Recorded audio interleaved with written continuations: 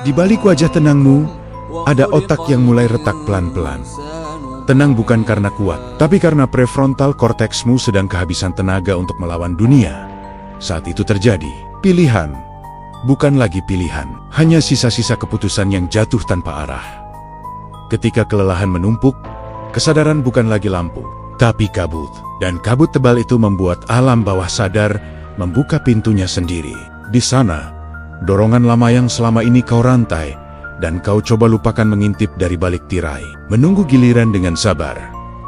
Prefrontal korteksmu, sang kapten kapal, sang penahan impuls, mulai merayap ke keheningan yang sunyi. Ia tidak lagi menghitung risiko, tidak lagi menimbang konsekuensi. Ia hanya ingin diam, dan saat sang kapten diam, bagian otak yang paling primitif mulai berbicara dengan lantang.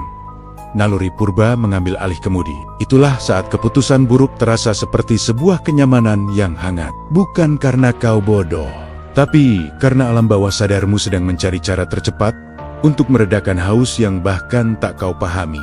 Keputusan impulsif itu hanyalah gema dari luka lama yang akhirnya ingin didengar. Sebuah bisikan dari masa lalu yang menagih janji. Saat otak kelelahan, manusia tidak memilih masa depan yang cerah. Ia memilih rasa aman paling cepat, yang paling familiar, walau itu berbahaya, hancur, atau menenggelamkanmu lebih dalam.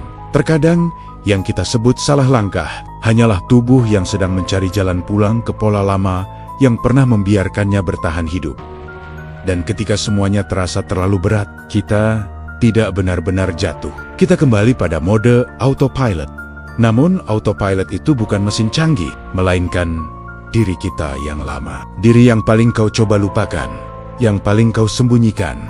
Diri yang muncul saat otakmu sudah tidak sanggup lagi menjadi rumah yang aman. Namun, pada hakikatnya, jiwa tidak pernah sepenuhnya tersesat di luar. Ketika mengabaikan konflik intrapsikis, pola perilaku kompensatoris akan muncul. Biasanya berupa penarikan diri hiperanalisis atau kebutuhan kontrol. Mekanisme ini bukan solusi, hanya penyesuaian sementara terhadap tekanan internal. Tapi Tuhan tidak menciptakan manusia untuk tenggelam dalam lorong batinnya sendiri.